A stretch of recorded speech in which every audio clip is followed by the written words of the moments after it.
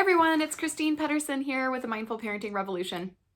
We just had a really fun coaching call focused on punishments and how we can stop using punishment and start incorporating some really mindful and even fun ways to shift how we speak and interact and connect with our kids so that we can eliminate punishment from our parenting repertoire and use some other tactics.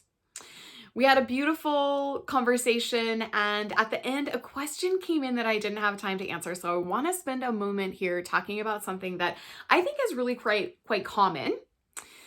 And I certainly am triggered by it.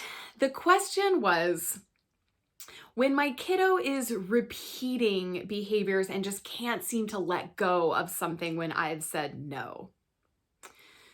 And this can be really tough. This specific example was with saying no to a treat, and then the child asking for it over and over and over again. So there's really two aspects to this. One is, if this is a common theme that comes up for you around treats specifically and your restriction of play food, sweet food, candy, etc., then I would say, let's take a look at that. If it's always about you saying no to the treats and your kiddo's really digging in their heels and they just can't let go, let's take a look at your food control reason. So what's under the iceberg of that for you, and what might look different if you allowed yourself more freedom, flexibility, and let go, and allowed your child more choice and control around food.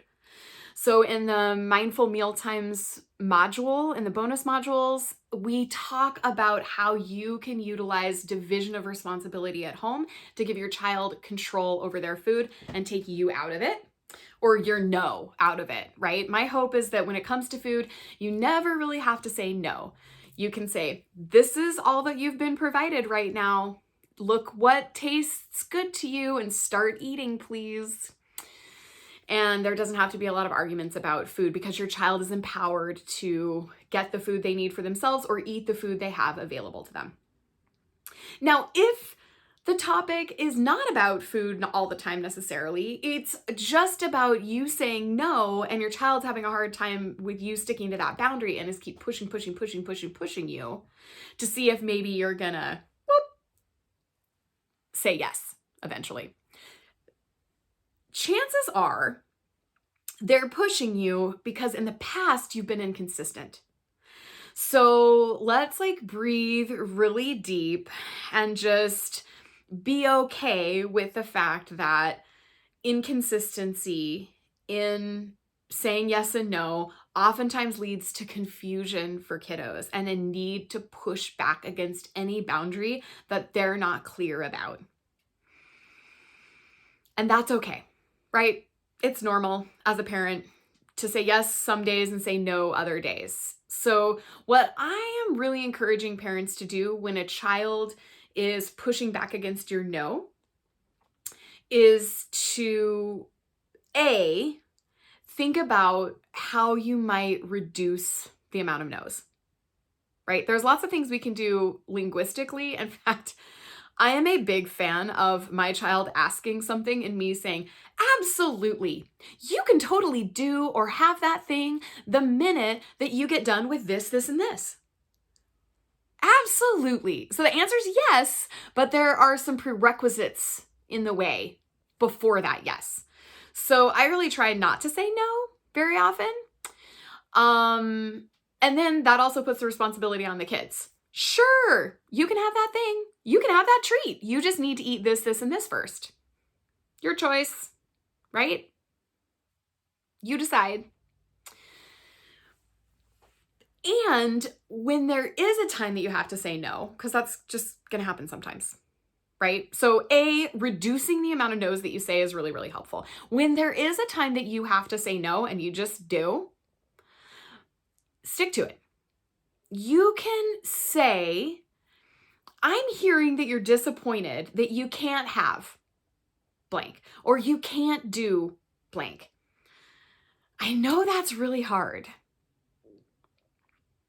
And just give some space, right? I'm hearing you're disappointed. I'm hearing you're frustrated.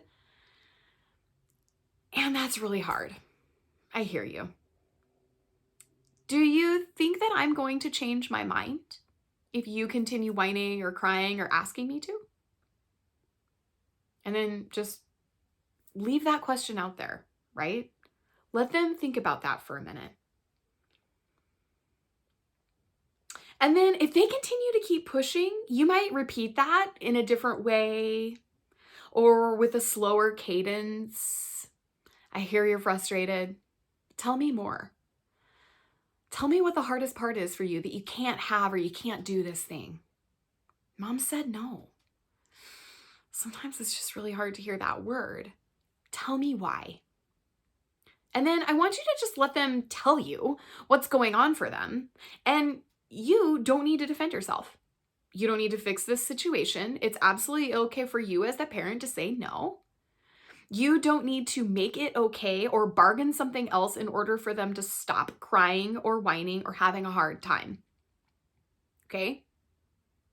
So part of saying no is being okay with the pushback that you're going to get against that no. And you might have all sorts of triggers going off for you underneath your iceberg, right? And so that's a great time to take a look at modules 1 and 2. Why is it so hard when you say no and they have a strong reaction for you to stick to your no without feeling like a bad parent, right? There might be something that your inner child needs to hear. There might be something that you need to talk through or work through or journal through so that you can stay strong and not get into an argument with a child about your no. You don't know is a complete sentence, right? I often have to remind myself that. So you can explain why and you can share your reasoning, but I don't think that will help. I think they will still have the big feelings. So the most important thing is for you to just be okay and welcome those big feelings in. Let their behaviors unfold without any judgment while you stay calm and walk away if possible. So some of you may be walking away in your mind if it's not safe to leave your child, and some of you might be physically walking away to get some space from that big reaction that they're having. But remembering what they're feeling is okay and what you're feeling is okay is really going to help you in this scenario. All right? So to recap, we've got a kiddo who is asking for something, a treat, a play date, a screen time, some toy, and you have had to say no. Right? You may have some situations where there's an alternative. You don't have to say no, but when you do have to say no, that is okay. How can you coach your child to explore their feelings without you getting emotionally involved and feeling that you need to defend yourself and enter into an argument or a debate with a child? Free yourself from that need. I know you can do it.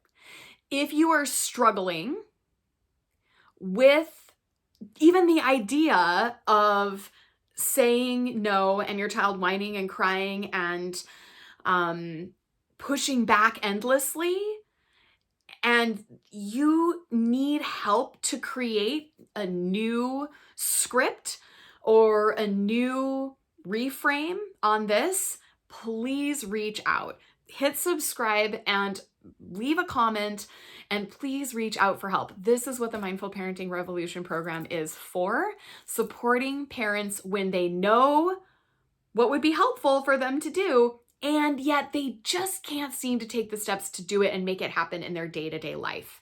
That is really hard.